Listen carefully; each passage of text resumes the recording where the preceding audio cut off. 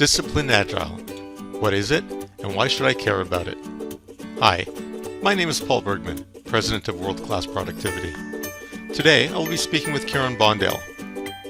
Kiron Bondale is a senior consultant with World Class Productivity.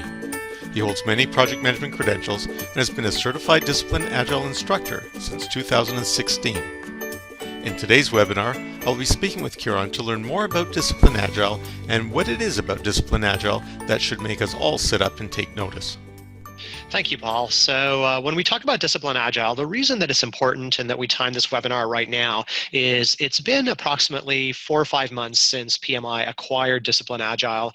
They did so in early August 2019. And now that the dust has started to settle on the acquisition and we're starting to see some of the changes coming out as a result of the acquisition, we felt that this was very apropos. So what you're seeing on the screen right now actually are the 7 principles that make up the Disciplined Agile toolkit. And we are going to go through that in a bit more detail as we get through the webinar. But it's interesting to notice that when you take a look at these principles, nowhere are they talking about things like processes or tools. As you can see, they're very much focusing on business value, on stakeholders, on our customers. And what's really important is in that lower right corner, that hexagon that says context counts. That is such a critical one when we try to position Disciplined Agile relative to almost every other method of delivering business value through our projects. So Kiron, I'm sure a lot of people are asking, why should they care about this? What's so important? That's a really great question, Paul, because I know a lot of our viewers may not be in technology. So Agile is something that when it was brought to the main front in 2001 with the Manifesto for Agile Software Development, it was focusing in technology. So let me take you through some images that illustrate why Agile is important to everybody in every industry. This talks about complexity. Over the last 20 years, what we've seen is that the scope, the scale, the complexity of projects is increasing. And whereas a predictive, traditional waterfall type approach is perfectly suitable to projects that are simple, or even those that I would say are complicated, as we start to get to projects that are complex, you cannot apply a traditional approach. And there's many reasons for that. For example, on a complex project, the customer or your customers may not have a very clear picture of what the end state is. And if we take that traditional approach and we try to nail everything down right at the beginning of the project, chances are we're going to be missing the mark in a great manner. Another reason is, as projects get more complex, the volume of uncertainties and the impacts of those uncertainties also increases. Traditional approaches tend to push the true mitigation or management of risks fairly late in the life cycle, whereas Agile approaches don't shy away from risk. We actually try to explore them and de-risk our project as early on. Another reason why agility is important for everyone in every industry is there's a lot of competition going on, more competition now than we've seen in past decades, whether it's as a result of globalization, disruptive players, advances in technology. There's just that much more need to be able to hit the mark on time, on budget, delighting our customers. Agile approaches really focus on that. They take a customer-centric view of what we need to deliver, and they focus on delivering early and delivering business value regularly, recognizing that sometimes 80% of a good solution today is better than striving for a 100% perfect solution tomorrow. Another driver for interest in agility is there's a war for talent going on. Even though every country has got a moderate unemployment rate, the reality is for the type of knowledge projects that we work on in most of our companies, nearly every organization I've ever worked with is usually finding themselves at an imbalance between their demand and their supply. One of the reasons why agility is important is that agile approaches and agile mindsets put the person in the center of the equation. It's a people-first approach, which means that when it comes to things like increasing the level of autonomy, providing an opportunity for gaining mastery, or reinforcing the purpose behind why we're doing certain work, agile approaches are superior to traditional ones. In fact, a few years ago, Harvard Business Review did a study, and they found out that organizations that had successfully transformed their delivery approaches to leveraging Agile were experiencing much higher levels of employee satisfaction and engagement. And so if you're working in an organization that is lagging behind your competitors when it comes to embracing agility, you might find it really difficult to be able to attract the best and the brightest talent. Remember that in the colleges and universities these days, the kids that are going through these secondary programs are not learning purely how to deliver using traditional waterfall approaches. Many of them might be doing moonlighting work on the side, or they might be doing group projects, and the methodologies or the approaches they're utilizing for the most part are agile in nature. And so when they graduate and they start to look for jobs in industry, if they're joining a company that still has a very traditional approach where it might take months or even years for value to be delivered, that's likely not going to engage them very much. And the final driver I would suggest for agility is that we're starting to see a lot more recognition, whether that's from project management associations like PMI, or whether it's from recruiting agencies or hiring managers. The number of hits you'll see when you do an online search for Scrum or Agile Lead or Agile Coach, it's phenomenal. So it's moved away from just being this fringe software development way of delivering value to being something that is seen across all industries. Harvard Business Review over the last couple of years has done a number of case studies of the use of agile methods across some very traditional industries, including marketing, human resources, even construction. Agile is here to stay. So Kiron, I can see how Agile is attractive for many types of projects and why many organizations would be interested in it. But Disciplined Agile, isn't that an oxymoron? Why bring discipline to something which in its very name is supposed to be flexible, agile?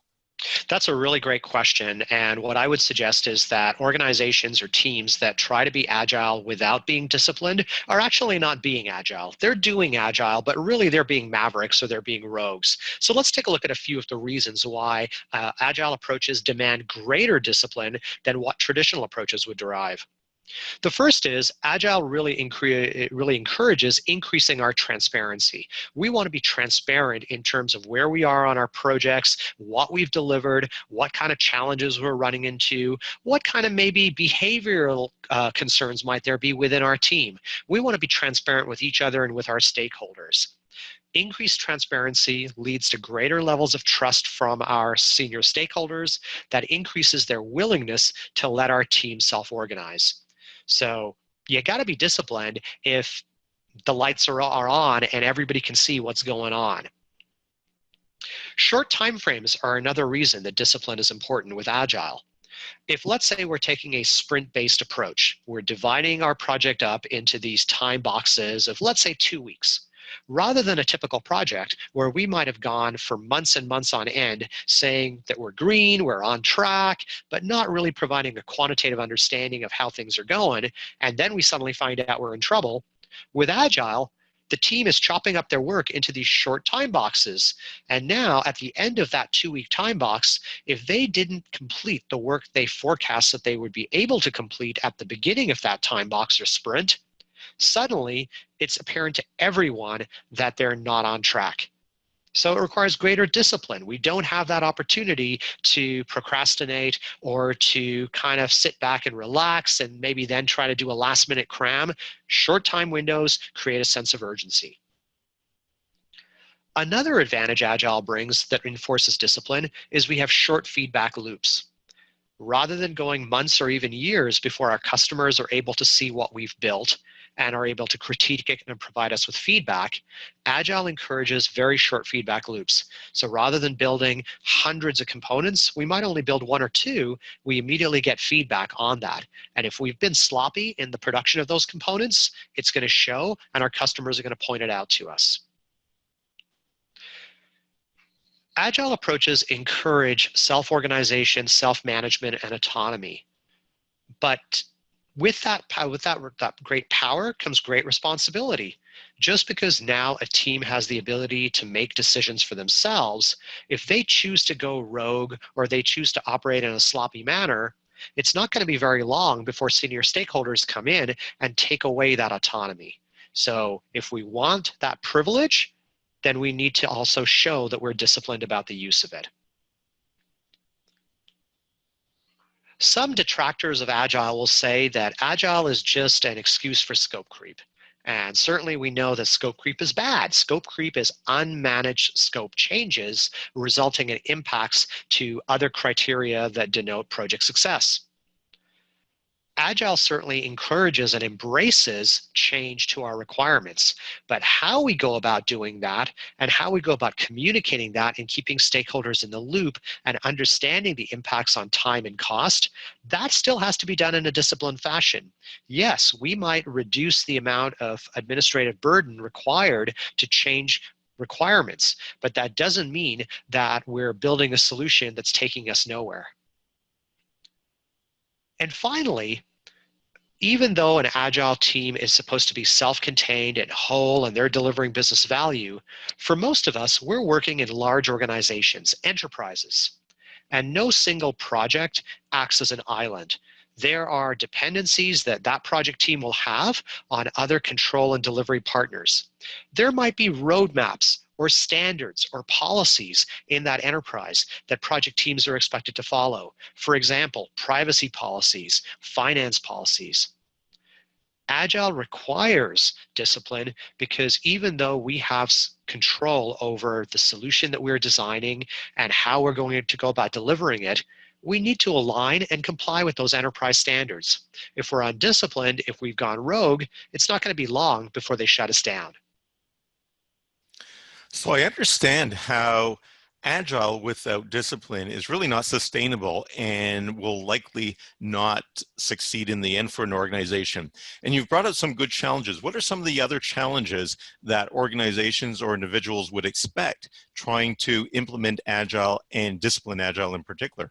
Absolutely. So the Agile Manifesto was originally written in 2001 by a group of 17 software engineers. These were experts in their domain. They had been experiencing the challenges of traditional delivery approaches for software for many, many years, and they came together and they put down their thoughts in a set of values and principles.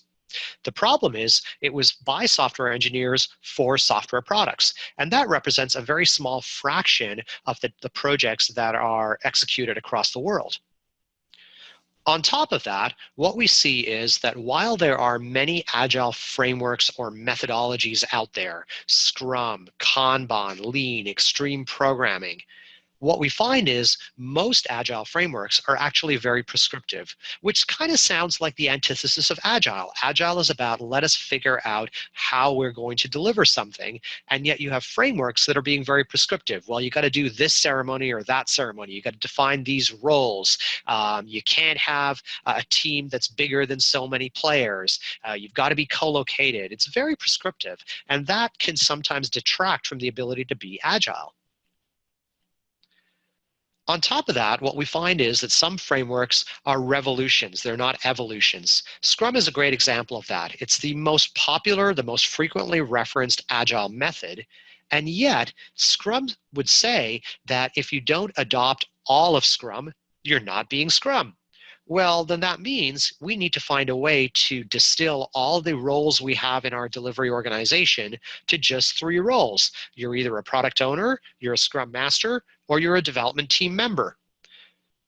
Scrum does not understand the need for project management. And so what do we do with our project managers? What do we do with our project management discipline? That's a heck of a lot of change to take on too soon.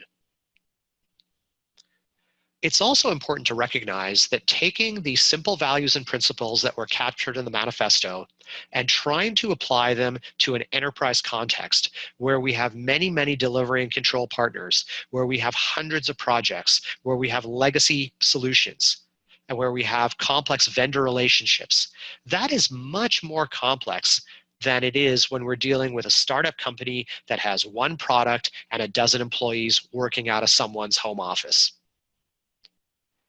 And finally, We know that Agile encourages continuous improvement. If we're taking a sprint-based cadence, teams are expected to learn things every sprint and improve how they deliver. But how do we go about improving? We might recognize that our quality practices are not what they're supposed to be. We're injecting a lot of defects in our solutions. How do we go about addressing that? If we have to sort of stumble through trial and error, it could take a very long time. So we see that Agile is very useful to an organization. We see that bringing discipline to Agile will make it sustainable. And it sounds like there's a lot of challenges going from a single project and really making it work within an organization. So tell me a little bit more about where does Disciplined Agile come in and how does it address some of these things? Absolutely. So Disciplined Agile is a process decision toolkit to help organizations improve their agility. It originated in IBM in the early 90s and has been worked on over the past couple of decades. And PMI acquired the Disciplined Agile Consortium and all of their intellectual property in August 2019 and is still going through the process of integrating them into the fold. Let me differentiate Disciplined Agile from many of the other frameworks and methods. Notice I said it's a toolkit. Toolkits say, as a project manager, we have a bunch of tools in our tool belt. And like a master craftsman, we know that when we're trying to do a small job compared to a large complex job, we need to use different tools. Disciplined Agile provides us those tools. Whereas with a framework or a method, we are prescribed how we need to do things in a very fixed or limited number of contexts. So Disciplined Agile provides choice to teams. It recognizes that no two teams, no two products or projects are the same, and therefore what might be the best practice for one team in one context might be the worst possible practice for another team in another. Disciplined Agile also supports this concept of guided continuous improvement. When an organization decides to become agile and teams start to have those short feedback loops on how they're doing, maybe every couple of weeks reflecting on their delivery processes, if they don't have the support from experienced agile coaches, people that have done it before, that understand the problems they're going to face and that can provide solutions, then the team is going to struggle and go through a trial and error exercise. Disciplined Agile provides a rich knowledge base of options for every level of maturity. So for example, when we're looking at improving quality on our software with our products and solutions, Disciplined Agile provides a lot of details around the options that are available. Some of them are well suited to teams that are very new, that are early in their maturity. Others are suited to teams that are highly mature. The Disciplined Agile Toolkit provides us a roadmap that we can look at for each of the different key decision points that a team might need to make as they're maturing. Now, Disciplined Agile was not invented out of the blue. It does leverage a lot of the good ideas and the thought leadership behind many different agile methods and frameworks. So it does draw inspiration from Lean, from Kanban, from Scrum, from SAFe, from Rational Unified Process, from all of these different types of approaches. It distills them and comes out with their essence.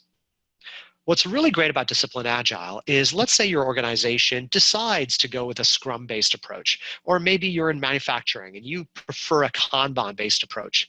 That's totally fine. It's not about choosing Disciplined Agile in place of those other methods or frameworks. It's about leveraging Disciplined Agile, incorporating the practices from those other frameworks. Finally, even though there are a large number of certification bodies out there in the Agile space, Disciplined Agile has a rich multi-level certification program. And as a result of the acquisition by PMI, we're going to see over the course of 2020 and 2021 harmonization of the Disciplined Agile certifications with PMI certifications. So it will not be a situation where if you've already got your PMI ACP, that is going to be deprecated or will be of no further value.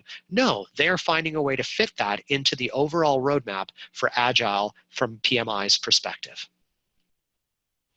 So Kiron, you brought up the idea that PMI has acquired Disciplined Agile. Why did they do that?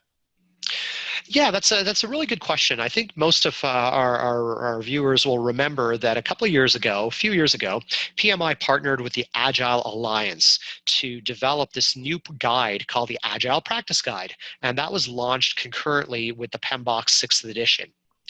That was really, I would say, a partnership of convenience to achieve a very tactical end. Slightly before that, back in around 2014, PMI had launched the PMI ACP. That was really their first foray into Agile certifications, recognizing that project managers today were starting to deliver their projects using a variety of methods, not just traditional approaches. But both of those were very tactical kind of activities. And unfortunately, PMI received a fair amount of criticism from the broader Agile community. PMI was perceived as being this large bureaucratic, traditional organization, and the feeling was that they were just jumping on the bandwagon. So from that perspective, the PMI acquisition of Disciplined Agile in August 2019 is extremely strategic. First of all, it provides PMI with a large, comprehensive knowledge base of intellectual property, as well as agile thought leadership. Not only did PMI acquire the knowledge base, they also acquired the chief scientists that developed Disciplined Agile. So they have sustainability to be able to continue to build on that platform to expand that collateral. Disciplined Agile has a lot of street credibility in the Agile community. The founders, the primaries of the Disciplined Agile Consortium are thought leaders. They frequently present at Agile conferences. They are well respected. So by purchasing or acquiring Disciplined Agile, PMI got a lot of Agile street cred. For those of you that have been staying in touch with the communications around the new PMBOK 7th edition, which will be coming out later on this year, you might be aware that they're moving away from a process-centric model to a principle-based model. And that aligns really well with Disciplined Agile. Disciplined Agile is about applying a certain set of principles, but recognizing that choice is important and context counts. And finally, Disciplined Agile really encourages this concept of choice is good, let's not be prescriptive, let's be pragmatic. That is something that PMI has received a lot of criticism about over the past couple of decades, that the PMBOK guide, even though it was positioned as a framework that organizations could use to build their methodologies, many people thought of it as being an actual methodology, which it isn't. And they felt it was extremely prescriptive. The thought was from organizations and teams that really didn't understand the PMBOK was, every project we do, we have to go through all 49 processes. We have to produce these hundreds of artifacts. Well, Disciplined Agile recognizes choice is good. Different teams will have different delivery and control objectives, and so the options, the practices that they utilize to be able to deliver value will vary, and we need to give them tools and toolkits, not prescription. So it sounds like by having PMI purchase Disciplined Agile, PMI now is able to offer practitioners and individuals a greater toolbox to draw from to select the appropriate tools to manage their project, whether or not that leans towards something more traditional or more agile, but to do it in a way that's disciplined, transparent, and provides value for the organization, and they can grow with the organization. If people want to learn more, how can they learn more about Agile, Disciplined Agile, and perhaps how it fits within the overall toolbox of available to a project manager? Sure. So the simplest solution or the simplest option is to go ahead and join the Disciplined Agile group on LinkedIn. So one of the discussion groups on LinkedIn, if you search for Disciplined Agile, you'll find it. That's a great place to go to see some of the posts, some of the thought leadership from Scott Ambler and Mark Lyons, who are the two founders of Disciplined Agile Consortium. Another great resource, and this is really more of a reference for project managers because it's a fairly hefty book, is Choose Your WOW. WOW stands for Way of Working. So Choose Your WOW is all about providing guidance to help teams understand in the context of their project what options are available to them and guiding them in picking the right options to fit their context. Great book. It's the reference for Disciplined Agile. And in terms of how WCP can help, certainly we would encourage you to visit our website for a listing of public workshops that we have in the Greater Toronto area. We also can arrange for on-site workshops if you have 6 or more participants that would be interested in learning. Now, we do offer a rich curriculum of Agile courses. Tied to Disciplined Agile, we have recently launched the Disciplined Agile Lean Scrum Master, a 3-day workshop.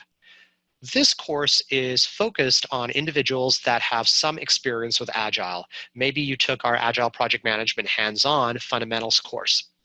The Disciplined Agile Lean Scrum Master will flesh out your knowledge of Agile by adding in knowledge about Lean, as well as taking you through a deep dive of the Disciplined Agile toolkit. What's great about that workshop is at the end of the 3 days, you have an opportunity to challenge the Disciplined Agile Lean Scrum Master certification exam. And then, depending on how much hands-on experience you have with Agile, you would be eligible to attain one or more certifications. We also offer our foundational Agile Project Management Hands-On workshop, which is a 3-day workshop. And then we have some advanced Agile topics, Scrumban, which is really looking at the very best of Scrum and Kanban. It's a different toolkit to consider. How do you go about applying Agile to non-technology projects, given that most of you will not be working in the software development space? And finally, if you want to take your knowledge of product ownership and building out requirements further, we have a great course called Product Vision to Story Mapping for Agile projects. Thank you very much, Kiron, for your excellent insight into Disciplined Agile.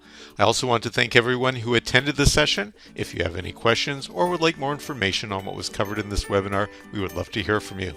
In the meantime, a recorded version of this webinar will be available on our website at www.wcpconsulting.com.